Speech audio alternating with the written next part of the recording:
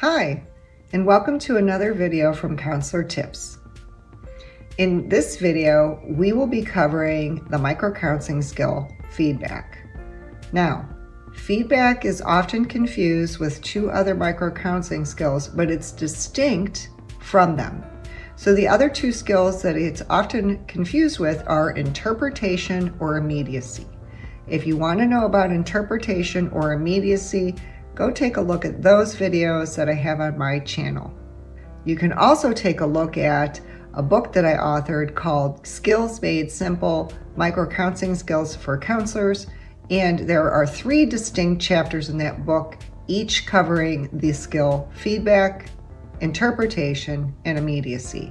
Plus, there are matching videos that show you the distinct difference between feedback, immediacy, and interpretation. So hang in there as we cover feedback in this video. That way you can use this more advanced microcounseling skill to help clients have movement in their counseling session and gain insight so that they can work towards change. When we use the microcounseling skill feedback, it is often either posed in a statement or a question. We want to use feedback shortly after the client has shared. It is most impactful when it's directly connected to something that the client is talking about or a behavior that they're having. Newer counselors or counselors in training often struggle with constructive feedback and will provide more affirmative type of statements such as good job, and then consider that feedback. That is considered shallow and not necessarily effective.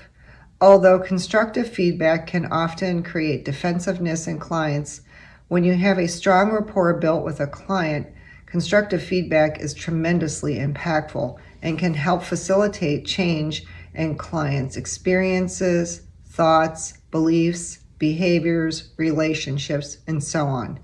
Our whole point in using feedback as part of the insight stage is to promote insight, right? So a client needs insight to make sustainable change. If you want to know about the stages in counseling, please see the Stages in Counseling video that I have on my channel. Some of the keys when providing feedback is you want to be direct and you want to be empathetic and supportive.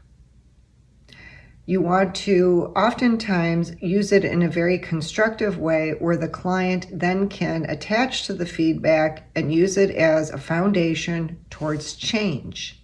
Feedback is most effective to clients in areas where they actually have some control.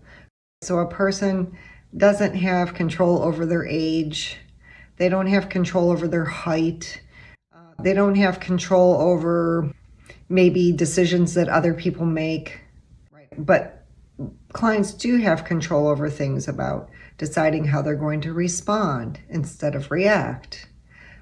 If they're going to pursue education in order to change their career, or they're going to choose to stay in the career they're in for the duration of their working life, if they're going to seek out a promotion, if they're going to make a move, whether physically or occupationally or relationally.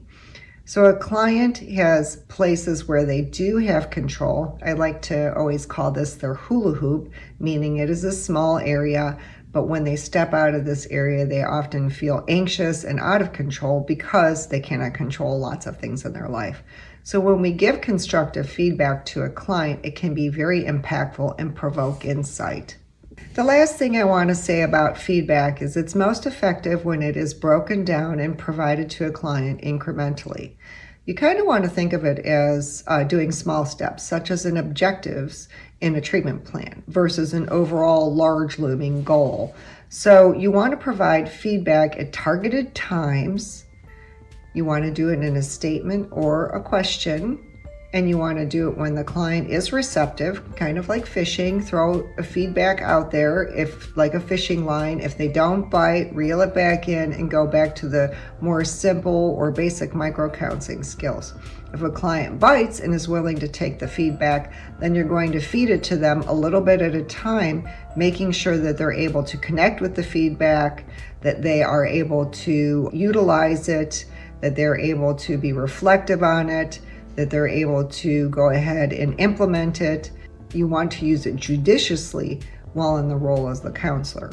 Again, I encourage you to go watch some videos where feedback is demonstrated accurately. And if you want to do so, you can do so through the Skills Made Simple Microcounseling skill book for counselors, and the targeted video there can be supportive. If you like this video and you found it was helpful, please consider giving me a thumbs up. If you feel like you're learning from my videos, then please consider subscribing to the channel and turn on the bell. That way you have a notification when I have a new video. Thanks, and I'll see you soon.